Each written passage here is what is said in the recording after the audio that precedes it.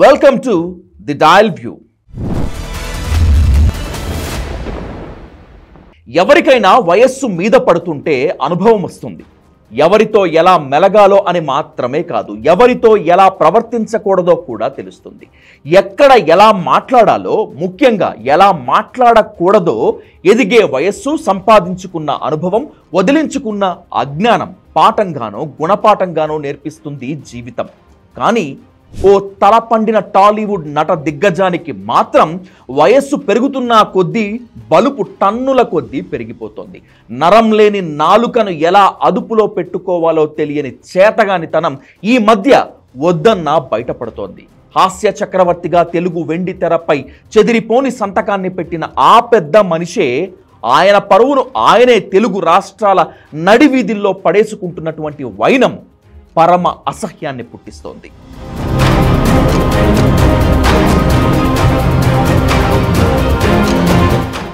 నటకిరీటి రాజేంద్ర ప్రసాద్ ఈ పేరు చెప్తే చాలు, వద్దన్నా సరే నవ్వు తన్నుకొస్తుంది. పొట్ట చెక్కలయ్యేలా నవ్వుకున్న కోటాను కోట్ల కామెడీ సన్నివేశాలు, సందర్భాలు గుర్తుకు వస్తాయి. టాలీవుడ్లో రాజేంద్ర ప్రసాద్ అంటే మకుటం లేని హాస్య మహారాజు. తనకు మాత్రమే సాధ్యమైనటువంటి స్పెషల్ డైలాగ్ డెలివరీ, తనకు మాత్రమే సాధ్యమైన కామెడీ పంచింగ్ కేటగిరీ, ఇలా చెప్పుకుంటూ పోతే మరికొన్ని లక్షణాలు రాజేంద్ర ప్రసాద్ను తెలుగు ప్రేక్షకుల గుండెల్లో పదిలంగా నిల్చోబెట్టాయి. అయితే ఇదంతా గతం, అదంతా గడిచిపోయిన కాలం. ఎందుకంటే ఆనాడు కడుపుబ్బా నవ్వించినటువంటి కామెడీ కింగ్, ఆనాడు తన వర్సటైల్ యాక్టింగ్తో స్పెషల్ సిగ్నేచర్ చేసిన ఆ నట దిగ్గజం ప్రవర్తన కొన్నాళ్ల నుంచి పరమ కంపు కొడుతోంది. రాజేంద్ర ప్రసాద్ నోరు తెరిచాడంటేనే డ్రైనేజ్ దుర్గంధం కూడా తల దించుకుంటోంది.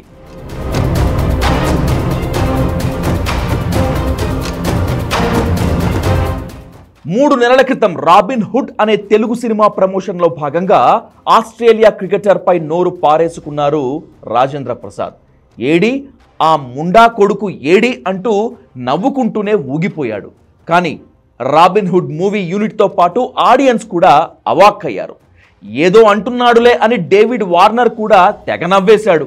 వార్నర్కు తెలుగు రాదు, అర్థం కాదు కనుక సరిపోయింది. కానీ ఈ వీడియో మాత్రం ఓ రేంజ్లో వైరల్ అయింది. కట్ చేస్తే 2 రోజుల తర్వాత తప్పైపోయింది, మన్నించండి అంటూ పశ్చాత్తాప ప్రకటన ఓ వీడియో రిలీజ్ చేశాడు రాజేంద్ర ప్రసాద్.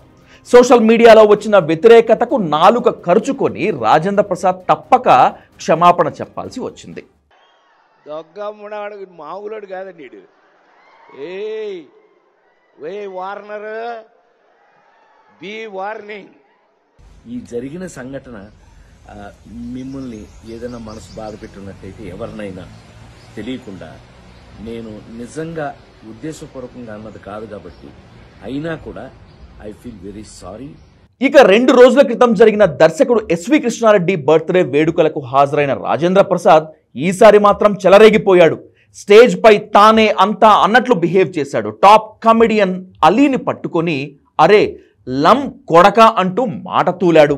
నవ్వుకుంటూ అన్నా సరే అలీని లం కొడక అంటూ తానే నవ్వుల పాలయ్యాడు. టాప్ మోస్ట్ కామెడియన్, పైగా సీనియర్ యాక్టర్ కావడంతో ఏమీ అనలేక, అటు మింగలేక ఇటు కక్కలేక నవ్వు నటించాడు అలీ. హలో ఆయన పేరా అలిగా ఏడు ఎక్కడ ఇలా మనకు అలవాటే కదా. ఇంతటితో ఆగిపోలేదు రాజేంద్ర ప్రసాద్. తాను తోపు, తాను మాత్రమే అక్కడ తోపు, మిగతా వాళ్ళంతా తన కట్టు బానిసలు అన్నట్లు బిహేవ్ చేశాడు.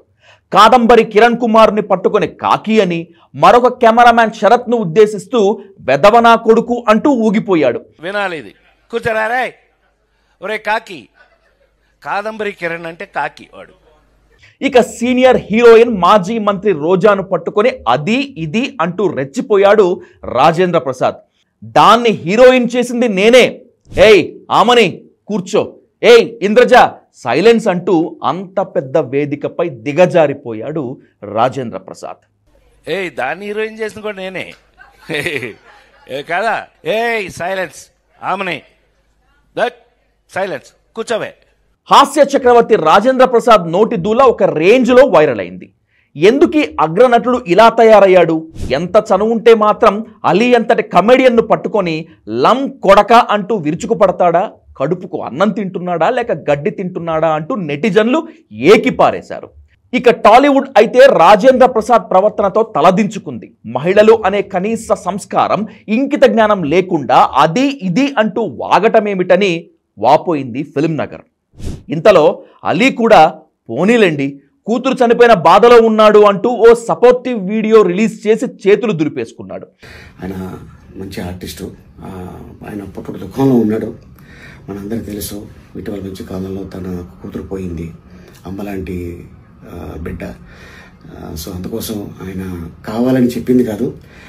ఇంత హై రేంజ్ వ్యతిరేకత వచ్చినా, మెయిన్ స్ట్రీమ్ నుంచి సోషల్ మీడియా తిట్ల దండకం అందుకున్నా సరే అంగుళ మార్పు కూడా రాలేదు రాజేంద్ర ప్రసాద్లో. పైగా మరొక ఈవెంట్కు వెళ్ళి లం కొడక అని తిట్టడం నా సంస్కారం, అది బూతుగా అర్థం చేసుకోవటం మీ సంస్కారం, ఇది మీ కుసంస్కారం అంటూ కుప్పిగంతులు వేశాడు సీనియర్ నటుడు. ఈ మధ్య కొన్ని ఫంక్షన్లు గబుక్కుని నేను మాట్లాడుతుంటే కూడా దాన్ని రాంగ్గా అర్థం చేసుకుంటున్నారు. మీ కర్మ, అది మీ సంస్కారం మీద ఆధారపడి ఉంది, నేనేం చేయలేను. ఒకవేళ తప్పుగా అర్థం చేసుకున్నట్టయితే మీ సంస్కారం. నేనైతే ఇట్లాగే ఉంటా, సరదాగా ఉంటాయి. రాజేంద్ర ప్రసాద్ను ఎంతమంది అయితే తిట్టారో తిడుతున్నారో దాదాపు అంతే మంది సపోర్ట్ చేస్తున్న వాళ్ళు కూడా ఉన్నారు.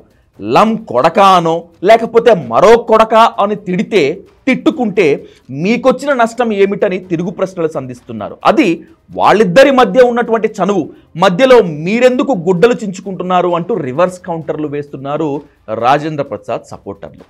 అయితే ఇక్కడ రాజేంద్ర ప్రసాద్ అయినా ఆయన్ను సపోర్ట్ చేస్తున్న వాళ్ళైనా తెలుసుకోవాల్సినటువంటి ముఖ్య అంశాలు ఏమిటంటే సభ్యత, సంస్కారం అనేవి రెండుంటాయని.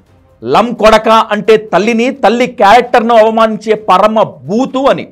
సభ్యత, సంస్కారంతో పాటు కొన్ని సమాజ విలువలు పాటించే వారికి మాత్రమే ఇవి అర్థమవుతాయి. ఈశ్వరుడు నోరిచ్చాడు కదా అని పిచ్చి కుక్కల, గజ్జి కుక్కల, అచ్చోసిన ఆంబోతుల ఏది పడితే అది, ఎలా పడితే అలా వాగకూడదు అనే సభ్యత, సంస్కారం ఉన్న వాళ్లకు మాత్రమే నోటి మాట విలువ అర్థమవుతుంది. అవేమీ లేని రాజేంద్ర ప్రసాద్కు మాత్రమే కాదు, అతడి విపరీత ప్రవర్తనను సపోర్ట్ చేస్తున్నటువంటి వాళ్లకు ఇది అస్సలే అర్థం కాదు. అందుకే చదువుకోండి ఫస్ట్, చదువుకొని చావండి ఫస్ట్ అని మొత్తుకునేది.